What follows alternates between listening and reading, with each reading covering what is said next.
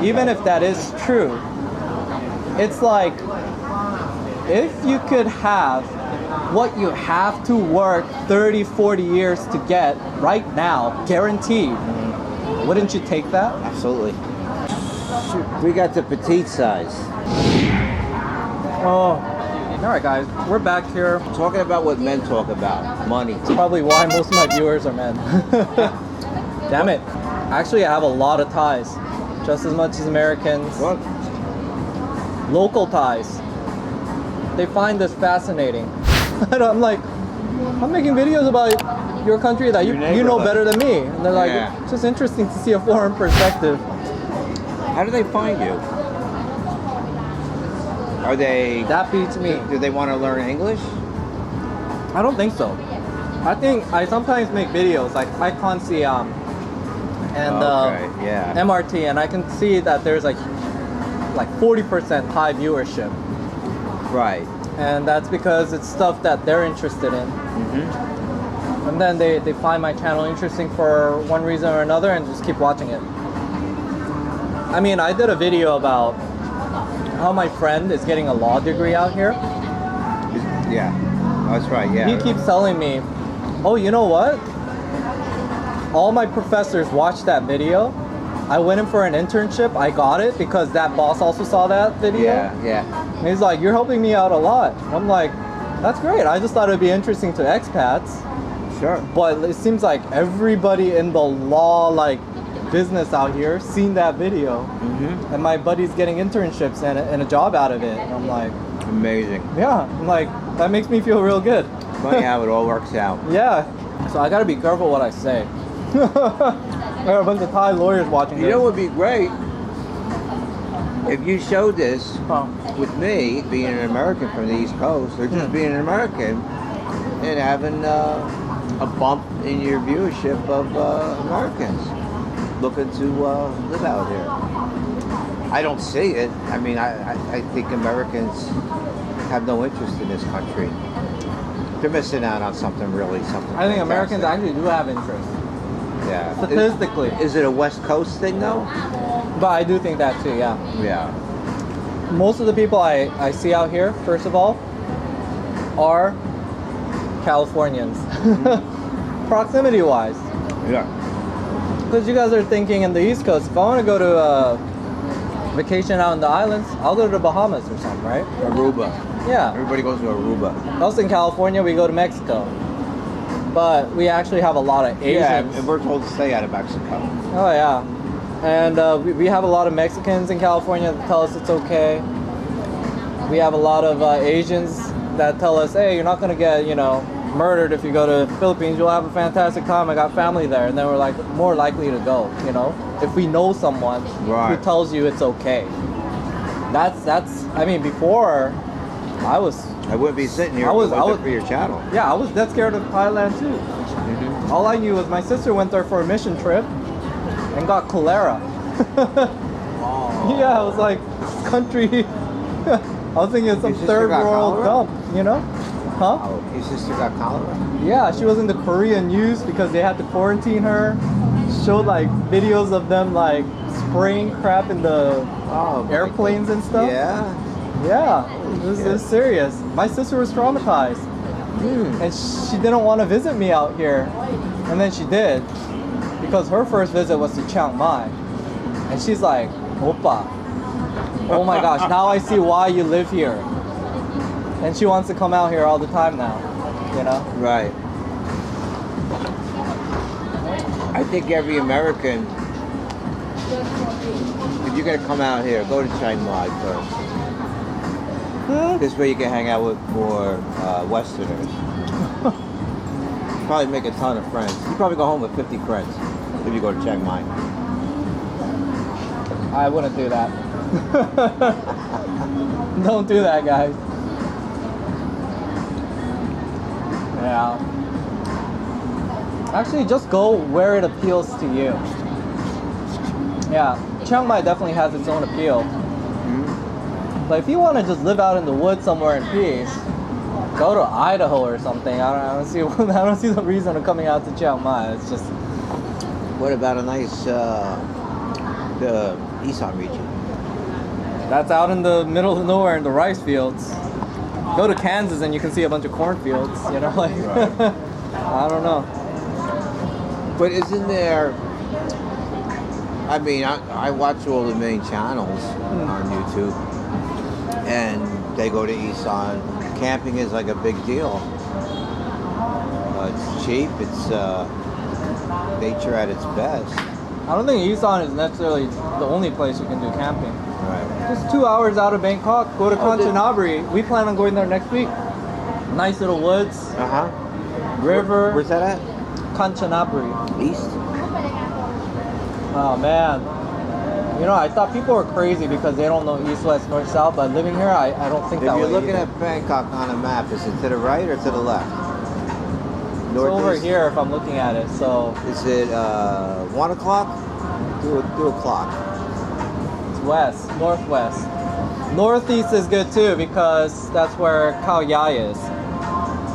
Oh man, people are not going to believe I was a logistics guy in the military. I can't figure out north, south, east, west anymore. It's embarrassing. It's been a while. Well, how long have you been out of the military?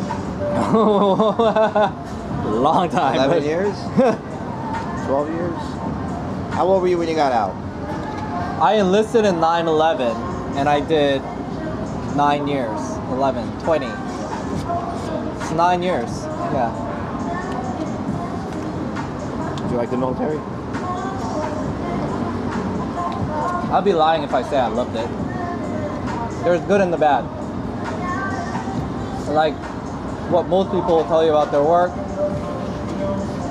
Actually, not everybody, but to me, it's like, My friend was bored to death guarding an airfield. yeah, it's boring. He never smoked until he went out there. But you meet interesting people, broaden your perspective.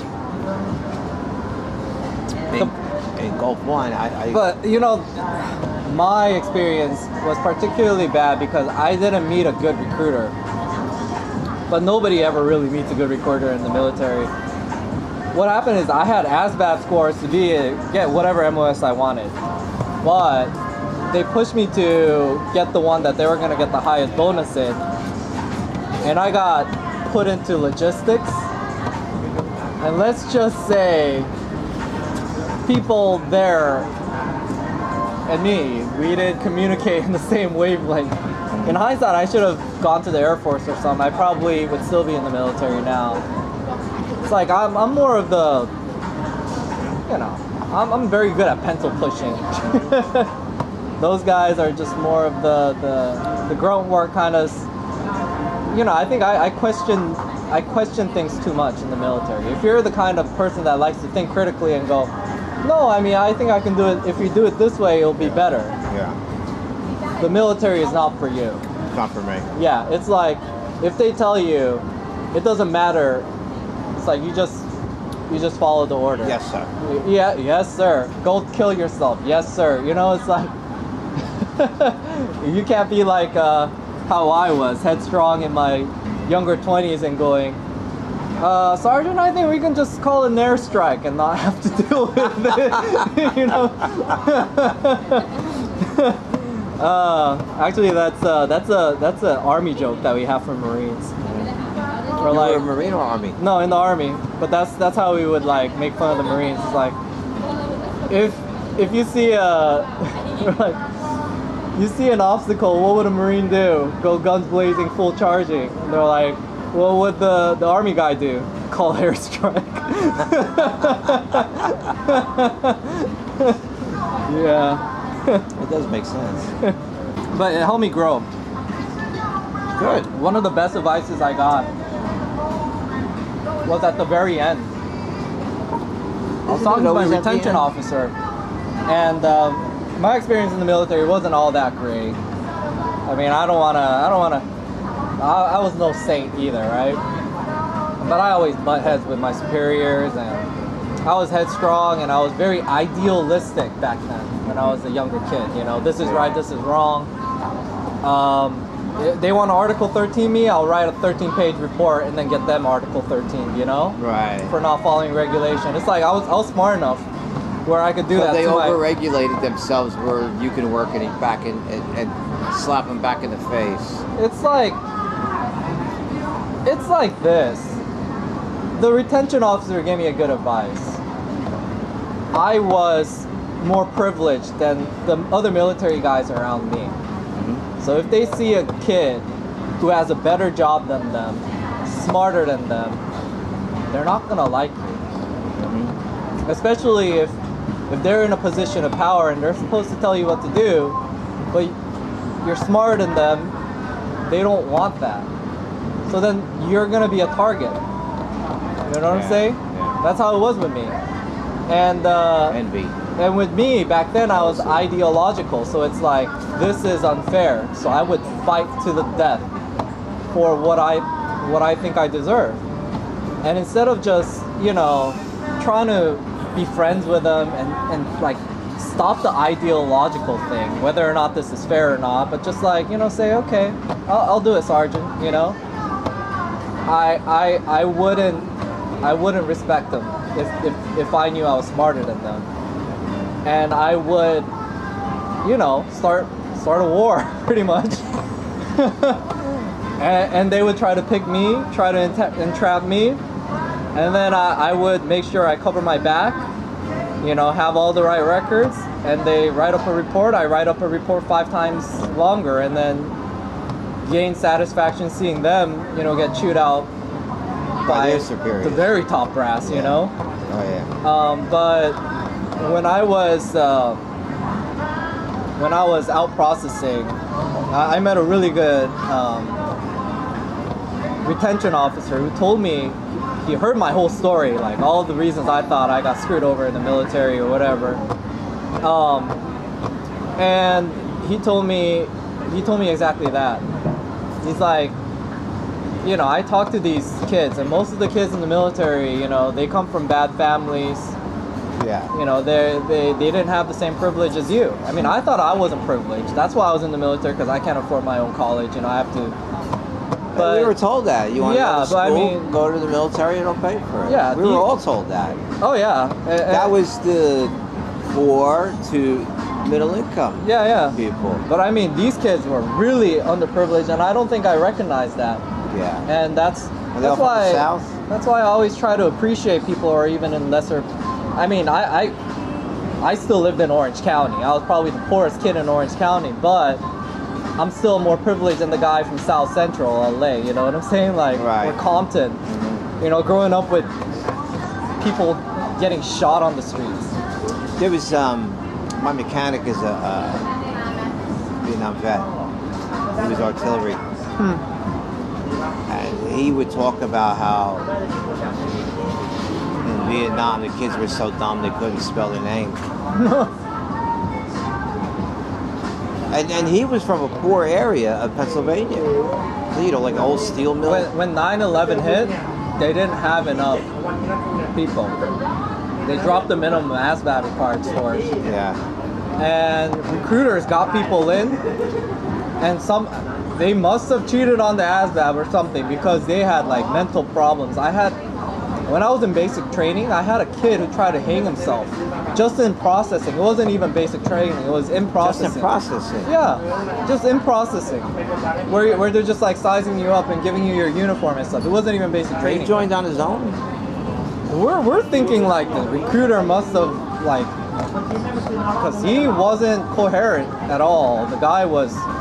See, he would walk around in the middle of the night like chanting some random like crap, you know, and we're like, what is wrong with this kid? And we find out he tried to hang himself off the 2nd floor, and there are some, and during basic training, the cycle before me, some kid blew his head off in basic rifle marksmanship. Right. It was like, we got some like mentally unstable people there, you know what I'm saying? It's like, did you have your court-ordered kids? I don't know about that. What, like court order to join the military? No. Well, it's either go to jail. No, I don't think so. Go to the military or go to jail. That's what the prosecutor works out with the defense attorney. It shows you where I grew up with the kids. Maybe I'm naive. Actually, if that was the case, I wouldn't know about it. The kids were told that you've been in trouble so many times with the law, you can go in the military and straighten your ass out, or we're throwing you back in jail, and you're going to be in for 5 to 7. Oh. If you're looking at prison and you've been in prison, and you're like, well, let me just do the military. How hard can it be? I mean, they're telling me to go in. They're going to get me in. Someone's going to sign my application, take my med test. If that was the case, that would explain a lot of what I saw. Yeah. I mean, some things just blew my mind. It's like, we go through basic training. It's like, back then it was 9 weeks. Now they have close combat training or something, and it's like 12. Do they throw a lot of responsibility on you? No. If anything, they take the responsibility away from you. Like, everything you need permission. Like, after I got back into civilian life, people are like, I would ask permission, can I go use the restroom? And they're like, Chris, why are you asking me, you know? But that's how you are in the military. You ask permission for everything. They strip you down and rebuild you? Or is that just a Marine thing? I don't know about rebuilding. They strip you down and they make you military, don't they? I don't. Well, what I will say is that my case was very unique. I think it's but a majority of the people I see join the military that come from underprivileged circumstances. Right. I think the military is great for them. I have a cousin. He said, "Should I join the army?" And I said, I didn't discourage him. Yeah. But I at least told him the mistakes I made and how he could make his experience better. And in my family, we were told to join the Navy. Oh yeah? We were told that the Army was for people that got into trouble. Yeah. I would say the intelligence level is like Marines, Army, Navy, Air Force. That's right. The ASVAB score. Yeah. I could see that. I really can. I mean, it's a different culture. Like, I would go into the Air Force bases, and these guys are PTing around in little bicycles and stuff, and they're like, they got little janitors, like, trimming their flowers and crap, and we're like, what? You know? I'm like shining like old 70s brass knobs with Brasso and stuff, and myself, and getting on my knees and wiping toilet floors and RPT. But you guys can't wait for that video to come out.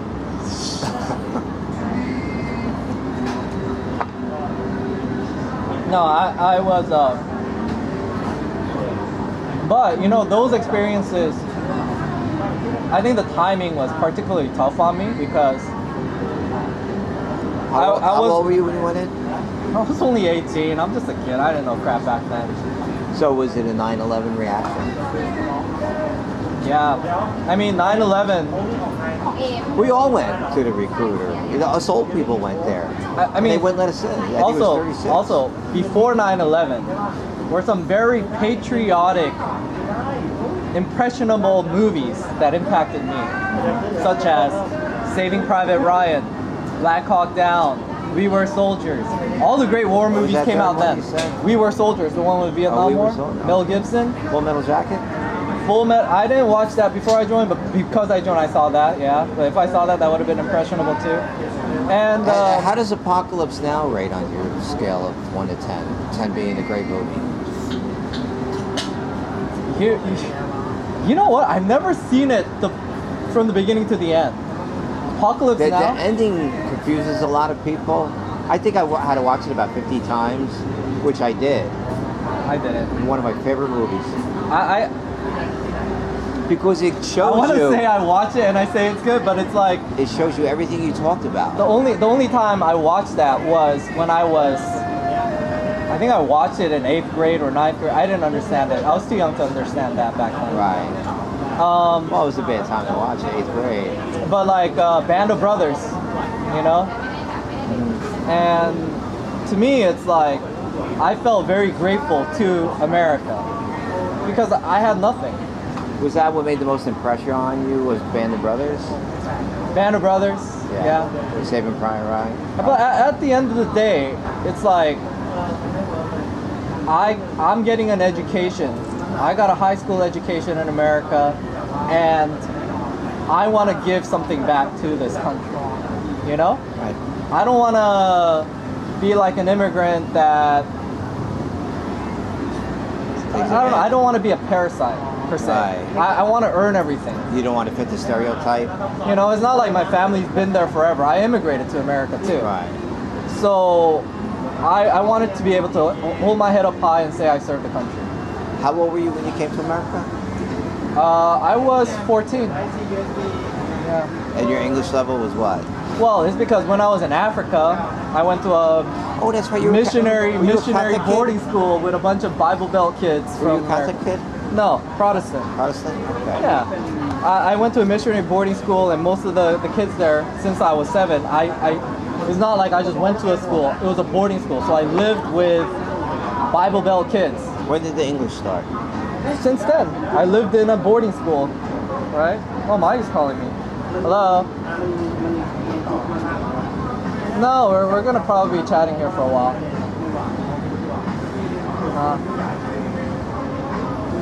I'm having dinner right now. The boss is calling. Okay. So I mean that's probably why I'm more Americanized before I even went to America. I mean, I could have immigrated there and I could have been born a Korean American in LA, but I would be less American than if I had like American boarding parents that raised me from, I think they're from Michigan. You know? I wonder what the mindset is of how people, California, view immigrants from another country. California is already an immigrant country. Yeah. Well, nobody's from California. Everybody moved to California. We used to joke about that. We used to joke that everybody in California was originally from New Jersey. That was our joke. Me going to a boarding school in Kenya, Africa, ran by Bible Belt Christians, was more America, like heartland America, Apple than pie, growing up Chevrolet. in California, for sure. Yeah. California is an immigrant country. I mean, it's like I'm surrounded by Asians. It's like, Oh, you got to see me in New Jersey. We have our Chinese, our Indian, Yeah. our Africans. yeah. You name it, we got it. And now we have the ones that Obama brought in, the Central Americans. We have those now. Obama brought in Central Americans into Jersey? Or no, the Muslims and Central Americans. Was there some legislation? What do you mean he brought them in? No, he just opened the floodgates. Oh yeah? Well, We're on video. I don't want to get into it. It's no, let's not politics. get into it. Let's not get into American politics. Yeah. But just my experience, that's why it's sort of unique. Like, I can empathize with good Christian values. And I can empathize, even though I didn't live in Texas or any of these places, I grew up with kids like that. And I'm very comfortable with them. Like, just good old, American value. Go to church on Sundays, have devotion every night. Kids, yeah. I think I enjoyed. I thought I had a better upbringing there than my own parents. Yeah. So I respect. I respect good On the surface, Bible Belt that's the way Christian. it looks like. Yeah. So Why Africa? because there's a lot of missionaries in Africa. Explain that to me. Your parents were missionaries? Yeah, or- my parents were missionaries. And what do missionaries do? They promote their religion to. Yeah, well, they'll go out there countries, and yeah. then build churches. Yeah. My parents were involved in helping out. They were in lots of things, like helping out orphan children, giving them food, helping out orphanages. They built churches here and there, helped other missionaries build churches, what have you. I mean, there's all sorts of missionaries out there, but basically Right. they're promoting their religion. Yeah, it boils down to that. And that was a Protestant religion? Us Protestant, we it could be Presbyterian, Baptist. I mean, they're probably the most dominant, but Protestant, yeah. As long as you're not Catholic, you're the same, sort of. Catholic. I was raised Catholic, and it's like the church chases you away. You get chased away from church and you get closer to God. Oh yeah. That was the saying. Interesting. I can't. Because I can't it was that. I so wasn't rigid. Catholic. Oh yeah. I didn't get married Catholic. I think I got married Methodist. I really don't know. I don't think you could have had a more rigid Christian upbringing than I did. But, yeah, I mean, I'm not here to talk about religion. No, that's a whole nother subject. I mean, we're going to go back to Bangkok in a minute. I'm not very religious, as you can see. No, but you know what? Most of us. But the thing is, I understand them. I'm not like your typical liberal Californian that can't relate to them. Right. I grew up a religious Christian kid, and my best friends on a personal level are Christian, and I respect them. I think they're very disciplined, good family values. I'm not concerned about them. But it's the same thing. I have a lot of liberal friends who aren't Christian, and I respect, where they come from too. And it's like, to me, I always end up getting caught in the middle in America because I'm trying to explain where the other parties are coming from. You know what I'm saying? Who are you explaining to? Let's say I'm talking to a Democrat. A conversation. Yeah, I'm trying to say, you know what? Republicans aren't like that. This is what they're concerned about. And they're like, oh, you're a Trump sympathizer. Or when I talk to a Republican, I'm stereotyping like, liberals aren't like this. This is what they're actually concerned with. They're like, oh, you're a tree-hugging Californian liberal. Right. You never win. That's why I don't talk politics. It's like religion and politics, the two things you don't talk about. Yeah, I don't see how I can win in this. I just end up alienating both parties. It would probably be better if I was just a straight up Republican or a straight up Democrat. Right. But I have experiences growing up in both of those environments, and I can relate, and I can see the good and the bad in both of that. So. Yeah, but you're where you want to be. You're an open-minded person, and you listen to both sides of the argument, and you make your own opinion, and you keep it to yourself. Sometimes. I only tell my you. That's what it is. Well, everyone confides in their spouse. Everyone. Yeah. I tell Mayu because she's the only one I think that can listen to it with an unbiased opinion. Right. What does a Japanese person care, they do care, but it's like they're not committed to a camp. You know what I'm saying? Right. Like Americans, politics literally identifies them. Does she have? And that's what I enjoy about living out in Asia. It's like, what do they care? They're not invested. Like, Thais don't identify Democrat or Republican. They're Thai. Yeah. They got their own issues here, And the great thing is also, I'm not expected to get involved in Thai politics. If anything, I'm expected not to get involved in it. Yeah. I love that. You're always a guest here. I love it because in the States, I can't stay out of it. They will grind me and make me choose a side. Who's they? The Californians? Anybody. What do you think about Hillary? What do you think about Donald Trump? What do you think about abortion? What do you think? You were a child of a missionary in Africa. Do you see yourself as an adult missionary in Thailand? No. No. Are you playing the part? No. You're a teacher? I'm not religious out here. I have nothing to do with religion. No, it has nothing to do with religion. But you're in another country and you're doing good.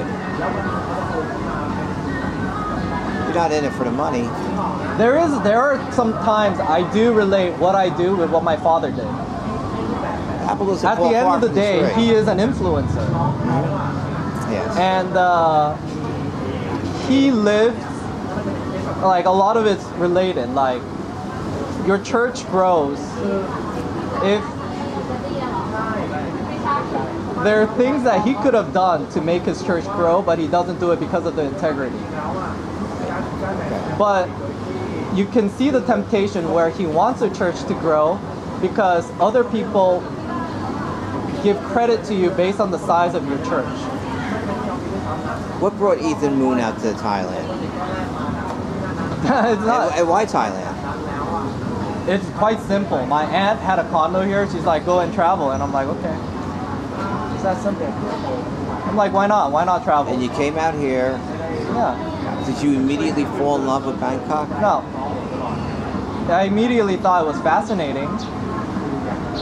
But That kind of the same thing. yeah, but then you know It was a broad stroke. but you wanna know what else is out there. So in the first 2 years, I was traveling everywhere, and there was a point where I'm like, I like Bangkok the best. This is the best balance. Isn't Everywhere. this the greatest city on the planet?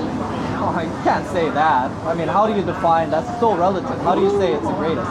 Well, It's the right city for me right you're now. living here. It's the right city for me right now. Okay. In this stage Fair of my enough. life. Fair enough. With what I want to experience. I love it here. Yeah. I so love it here. Yeah. And I'm afraid to admit it because I'm afraid like You might I'll jinx it. jinx myself. Yeah. Or I'll get hit by one of those trucks that those guys are the worst drivers. Those pickup truck people. Yeah, I mean, at the end of the day, I ultimately bought a condo here because Yeah. I didn't see myself leaving this place forever. Like, eventually, even if I left, I see myself coming back. At least for a vacation. There's nowhere else like it. You know? If you ever said you wanted to go to another country, let's say Vietnam, you want to go to Da Nang, No, Vietnam, I already know what it's about. I've been there so many times. well, what if it changed and it became the next Bangkok? It can never be the next Bangkok. There will never be another. Like, the culture is unique to here. It has everything to do with the ethnic makeup of this place, the geographical location of this place, the history of how they conducted themselves through World War II, etc., colonization.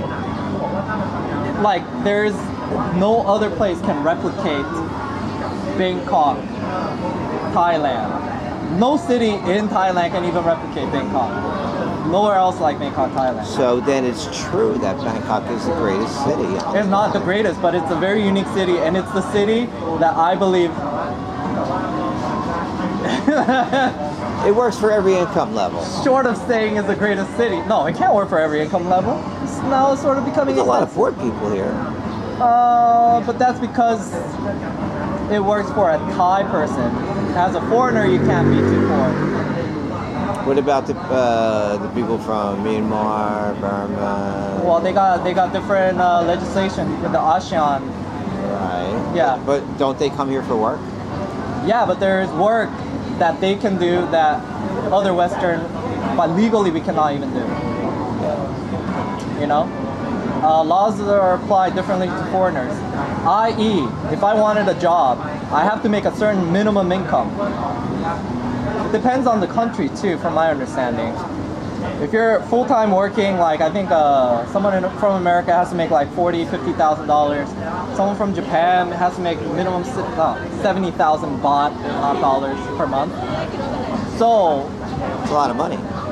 yeah, because I mean, you can just pay a Thai person 15,000 baht Yeah. right out of college. So you have to justify a Thai company spending that much to That's hire you. $500 a month. 15,000.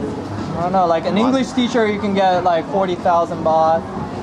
But you come straight out of college here. A month or a year? A month. A month. 40,000 a month, roughly. I mean, it's the laws are set up so you cannot be a poor. Do you like the way the foreigner. laws are set up here? Or no, I didn't ask that question because we're getting into politics. Huh? Scratch that. Yeah. I'll come up with another question.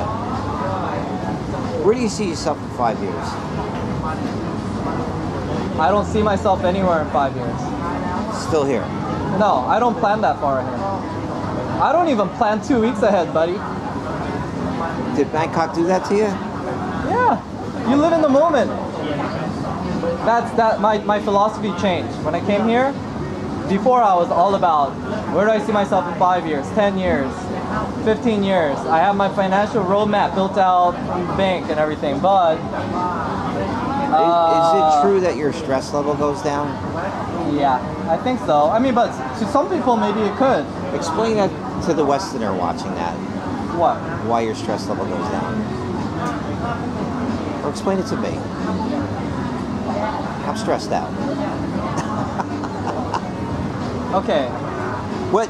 Tell me. There's many what reasons. to expect in many my first reasons, year. but let me tell you one reason. Okay. One reason it may go down is, or it may go up depending on the person you are. Is Americans are control freaks. I can't relate to any other Westerner because I'm American, so I can only relate to Americans. But maybe you can empathize with this. Okay. Americans are control freaks. Everything we do is based around controlling every aspect of our lives, Okay. which is apparent in our insurance industry. We insure literally everything, don't we? Hell yeah. You can insure anything.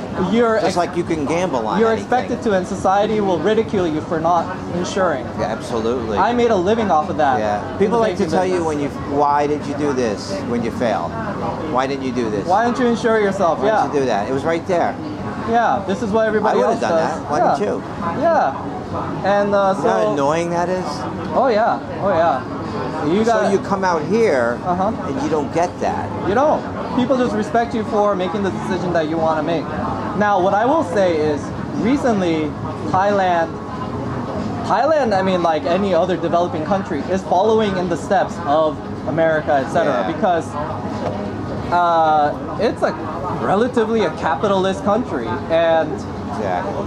corporations have an incentive to tell you, insure, spend money on this, buy this. So, you know, I'm not a purist saying Thailand isn't like it's probably eventually going to turn like this, but Right. at least for now, generally Thai people live in the moment.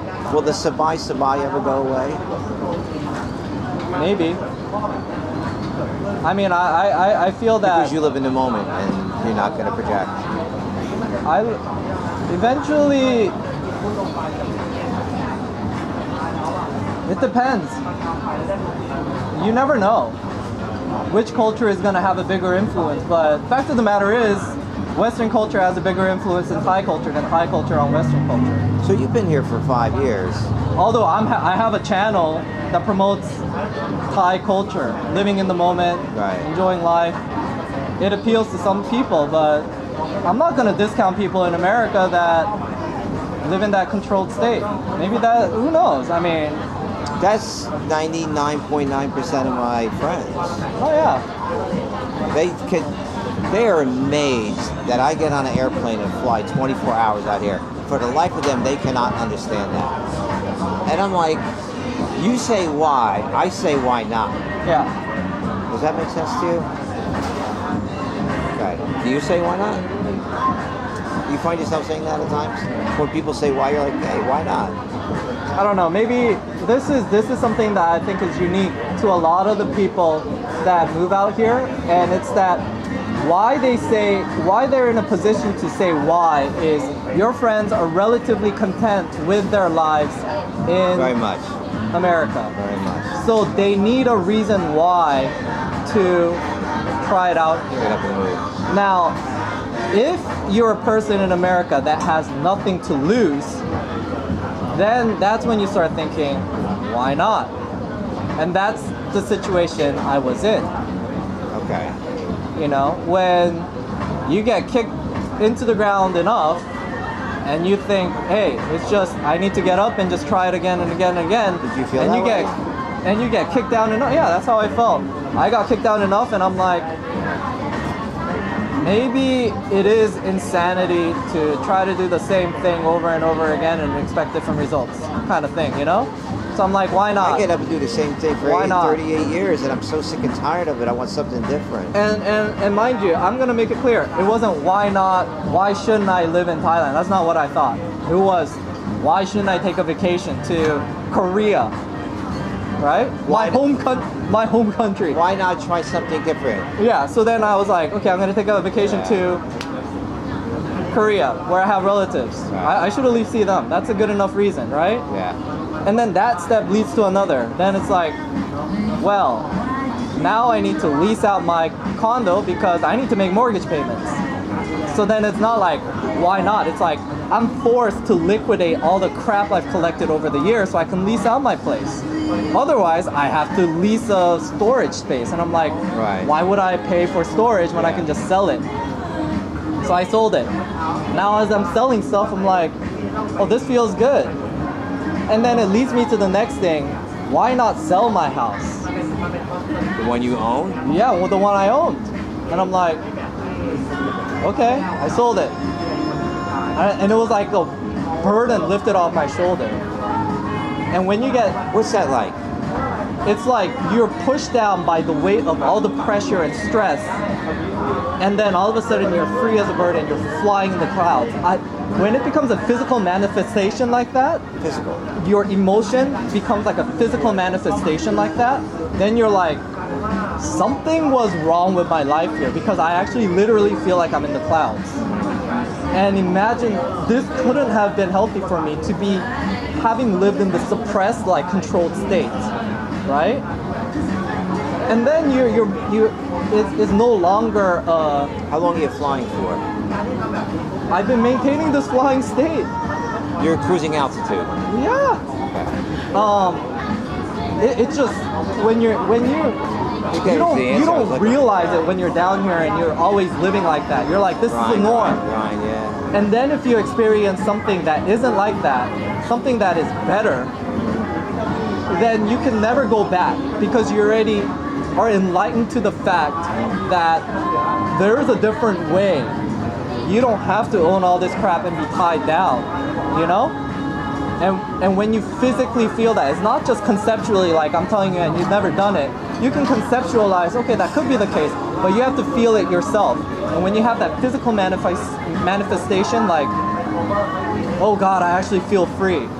What the heck what have I been doing the last... What was I thinking? Yeah. Then it's like, all right, let me go on this vacation. And then you're on this vacation. And then there's like there will be many experiences, right? The one that you primarily get and most single men talk about is you date women out here and it's like, why isn't dating like this back in America? Why do I have to feel like I wrote a book about that. I'm submitting a freaking resume every time I meet a woman to validate myself for her to even talk to me? In 2008, I wrote a book about that. Oh, you did? I threw it away. Oh my God. Because it was so negative. Yeah, I mean, it's gonna sound chauvinistic or something. I don't know. It was. Exactly. I threw it away. It was hard for me to look at it. Yeah. So I threw it away. I said, if it's meant to be, I'll write it again. It'll probably be new and improved. Yeah. But I mean... And that was 2008. I honestly don't think it's healthy for either party, the women or the men. I don't think they like it because I'm showing you this is what I can provide. This is my resume. I'm also expecting equally the same thing back from this woman, right?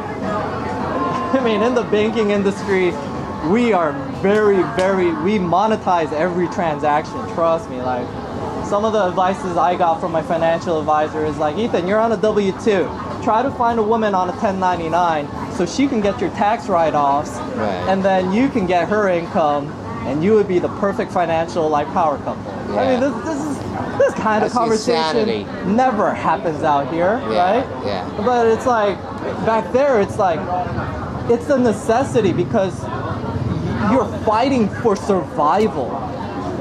You know, many people outside of America, think we have it just cruise control. It's if you can survive in America, you can survive anywhere. Yeah. You know, like we're hardworking, fighting people, like you know, and it's like that's what you have to do to make sure you can provide for your family, provide for your kids, and have that American dream that you're thinking of. But it's like insanity because you can have that American dream without trying so hard in other countries, you know?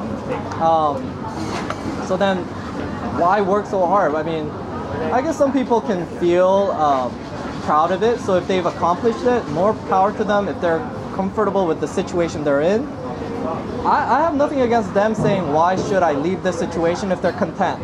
people always stress out about money no matter how much they have. That is sort of true. I have so many friends in where I work, and they tell me what they have in their 401k. I'm like, I have 1/10 that. I heard, and it's still not enough for you. the statistics show that The something richest- like half of Americans have negative net worth. They're in debt pretty much. When I was in my 30s, I was like that. Yeah. So. And then all of a sudden, when you hit your 50s, I think when you hit 50, that's when a lot more of us are at cruising altitude. Yeah. Where we feel good that our But homes are paid off. Oh yeah. But then, but America's getting. No, we're getting into politics, and I don't want to go there. I want to stay on the focus of interviewing Ethan Miller.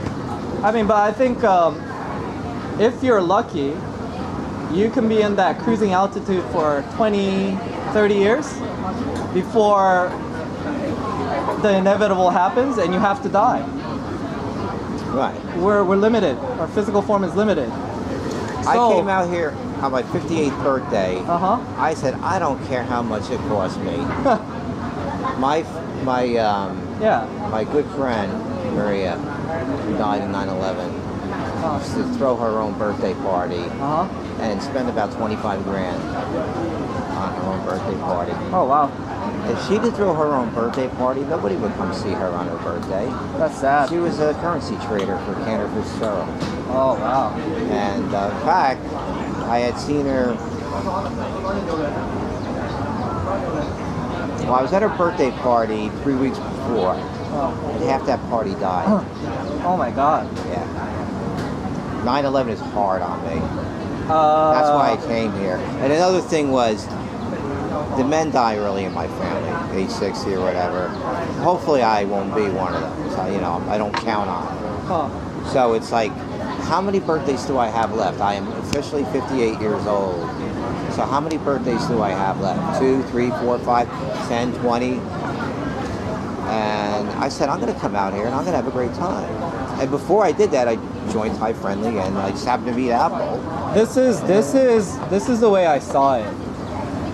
And the way I contextualize things. People are like, oh, you're out there, you're gonna have fun, but another 10, 20 years, you'll be right back here working like the rest of us, right? I get that too. I get 2 years up.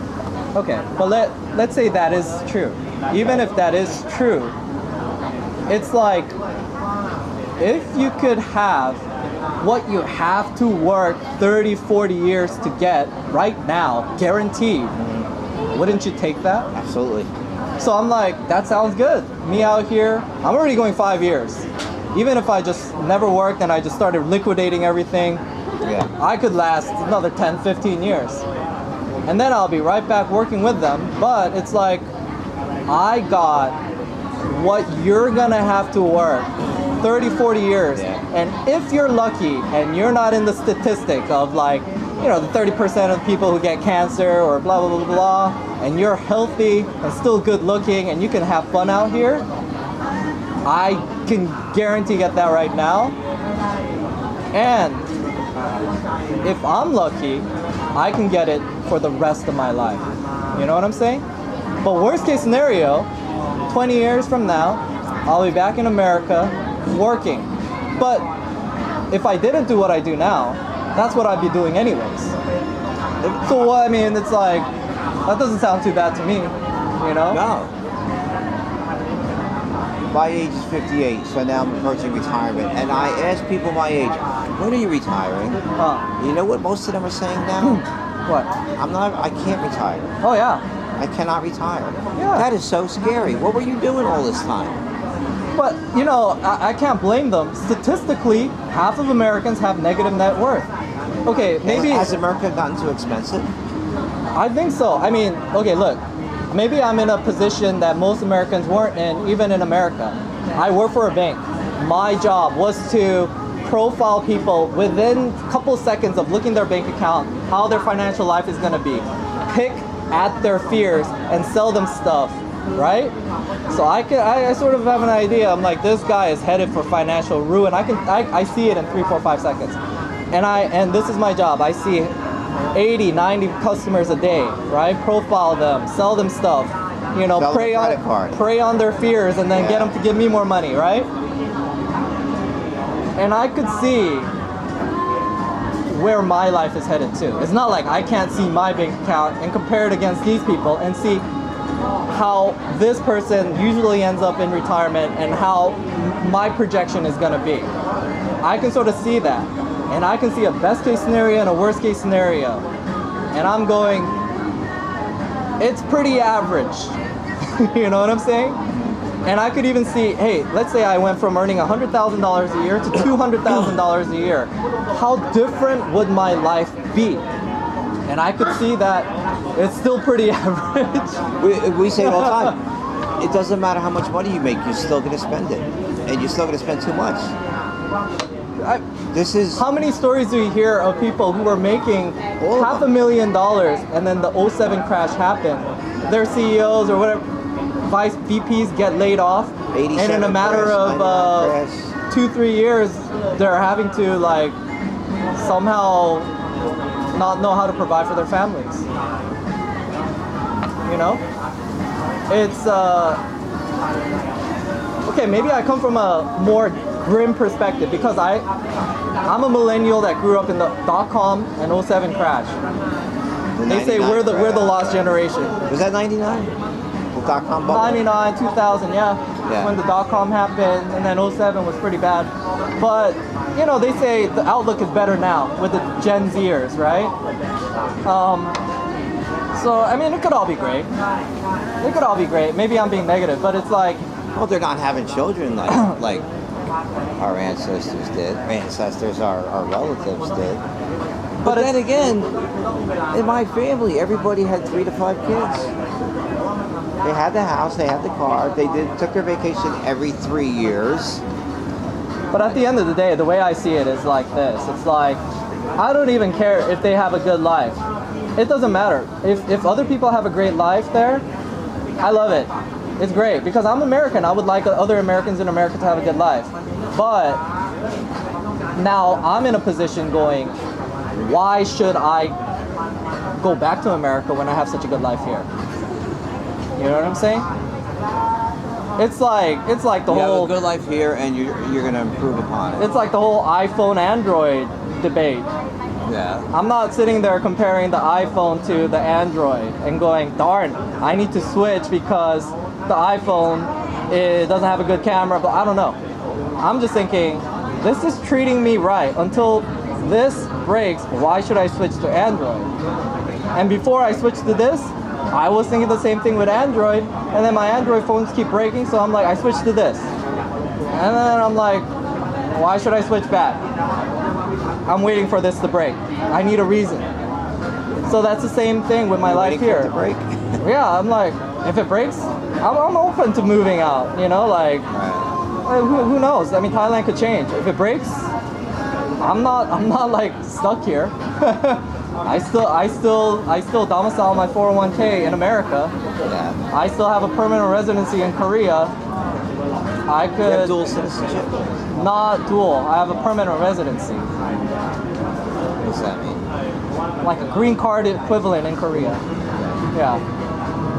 I could go to Korea. Hell, I could move to. What stops me from moving to Malaysia or Taiwan or some other? There's nothing but me just saying I love my life here, so I have to have a reason.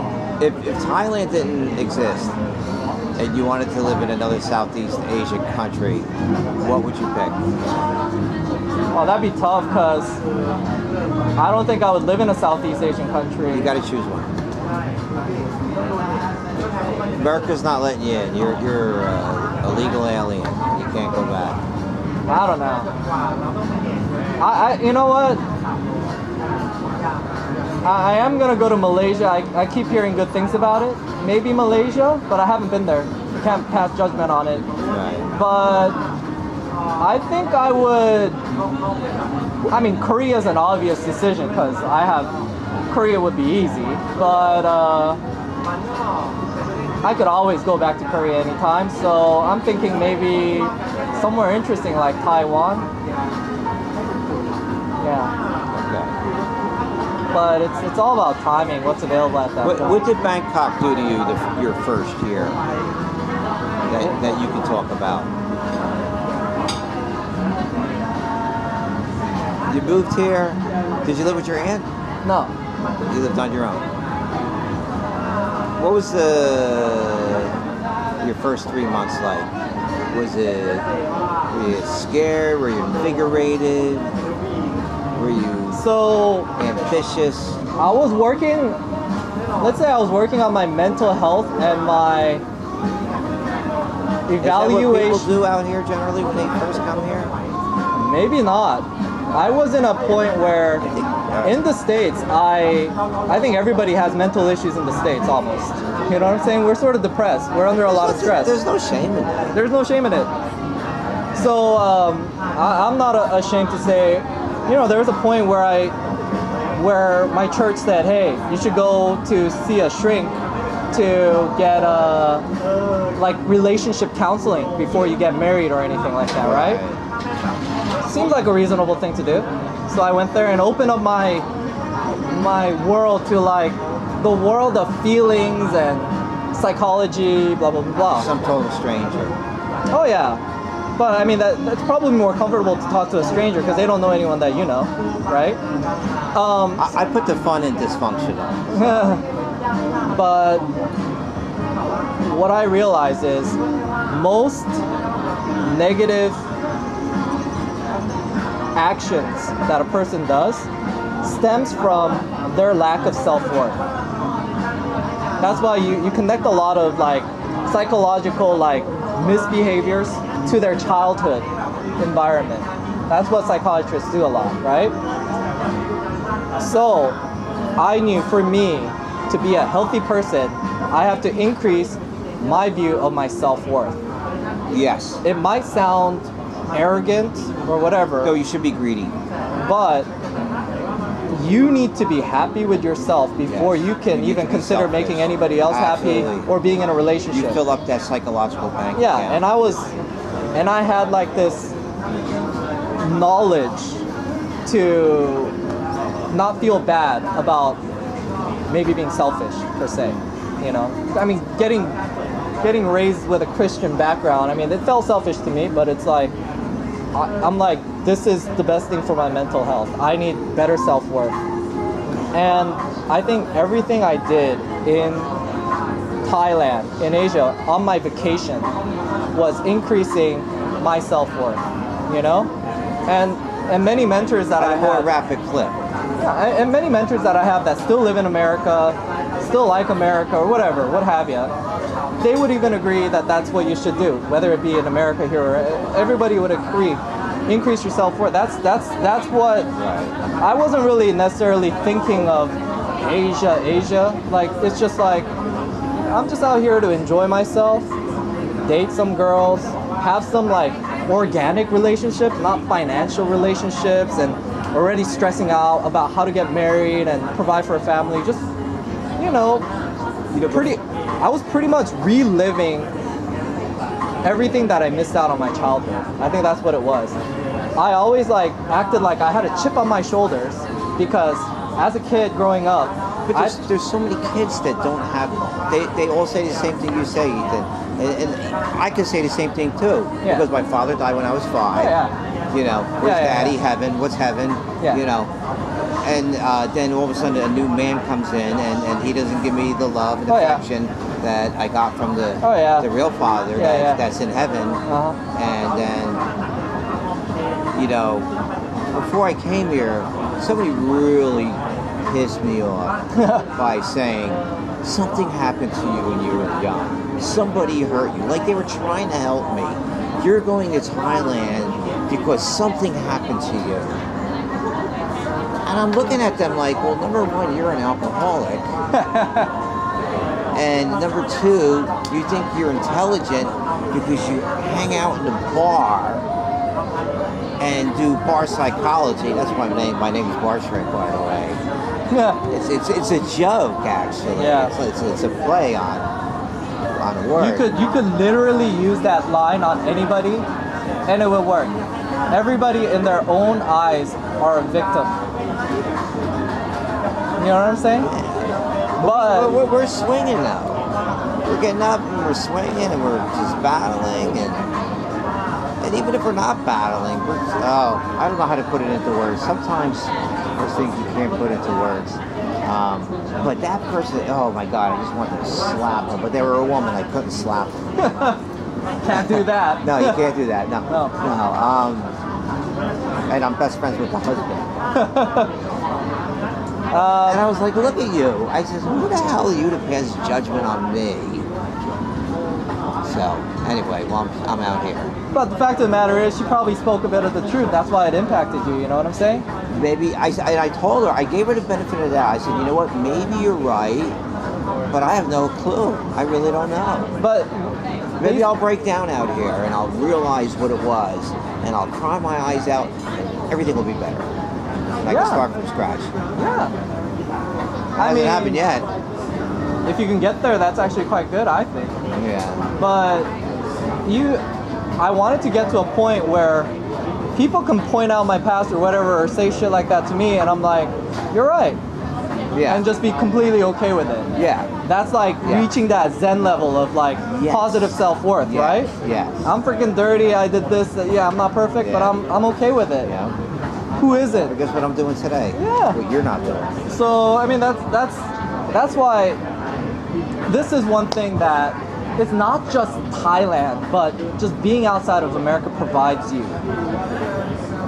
There is nobody out here to judge you. They don't even know you. You know what I'm saying? Like, it doesn't matter how big America is.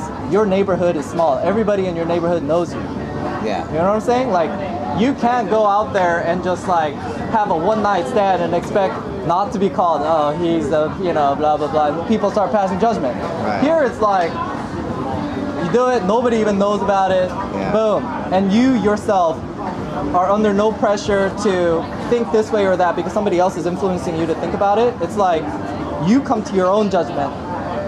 That sort of felt empty. Or, hey, that felt great. Let me make that mistake again, or let me try that again. Until you get to that point like, all right, I've done and this is me. And you can come to your own. But in the States, everyone has something to say about how you should be.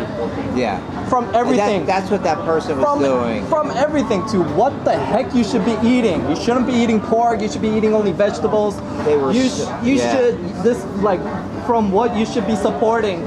You should be supporting this president and all that. Like, everyone has something to say to tell you how you should be. And they think they're improving your life. They think. It's like, and it's just tiring. It is it's exhausting. There's a point, I'm no saying I was like that too. When I grew up, I'm like, this is the right thing. Like I told you, I was very logical, right? We thought we knew it all. Yeah, I was that troll on Facebook, like picking out everything that people were saying wrong and trying to, put on my intellectual superiority with whatever back then. Now I think about it, I laugh at it. I didn't know crap back then, but whatever it is, it's like, it's sad because you're just trying to gain, what do you call, affirmation from other people with your intellectual knowledge because you're lonely. That's how it is. And then out here, it's like, it's liberating. Extremely liberating. Yeah, because you come out here without any expectation of having to be in a certain social class. You're just a foreigner. People say to me, how the hell can you go out there? Why do you walk the streets at 3 o'clock in the morning in downtown Bangkok? And I tell them the same thing. I don't know what it is, but I just have this weird air around me that everything's going to be fine. Don't ask me why. Everything's going to be fine. And it is. Yeah. It's going to be fine. It's so crazy, right? So crazy. I mean, I'm afraid to say it because, knock on wood, maybe I freaking get hit by a car or whatever, but right now, everything's fine. But you also know intellectually that's just as likely to happen in America. Exactly. And after you've been out here, you realize it's even more dangerous in America. Yeah. It's like... The odds are the same. to me, your life expectancy higher in Thailand. It's crazy. It's just, it annoys me when people speculate on why I want to move out here, when the real reason is I can make more money quitting my job and retiring than working. Yeah. I mean, people are like sheep. They're like, oh, this sheep in front of me is doing this. So they don't want to think. But when you stop and think, you're like, oh shit, like maybe. To save $10,000 a year just by retiring, it's very invigorating. You could save $10,000 a year just not having to pay insurance. And we overinsure ourselves. And then 5 years later, you'll have $50,000, and you could pay cash for pretty much any medical difficulty you have out here. So you don't even need insurance. So everything after that is a savings. You know, it's like, well, it's so crazy. You know, it's like. And then when I die, I can leave it to my daughter. Do whatever the hell you want. You spend it all out here. Blow it on. You know what? Every time no one's gonna judge you on it. Every time I come out here, I bring too much money with me. I'm on vacation. Yeah. Jeez, I wonder if Mayu. I bet you. Oh, Mayu messaged me. I'm gonna go get a water. I'll be back. All right. Okay. You want a water or anything? You good? Huh? You want a water? Yeah. Give me some water. I'm gonna check on my motorcycle. Alright, just wrapped up talking to Jeffrey here. We're walking out of this place. We talked for like 6 hours. I can't tell you all the crap we talked about. Can't even remember it. It's between us guys. Jeffrey just keeps asking me question after question. So, I don't even know how I'm gonna title this video. We were just talking about that right before we left. But I hope you enjoyed it. This unfiltered discuss Asia Live series. Let me know if you enjoyed it actually though. So if you really think it sucks, I won't even record conversations in the future. Just subscribe and get in touch with his PayPal account and send him some money. He's not gonna ask you. Okay, alright guys. Appreciate all your support. See you guys next week.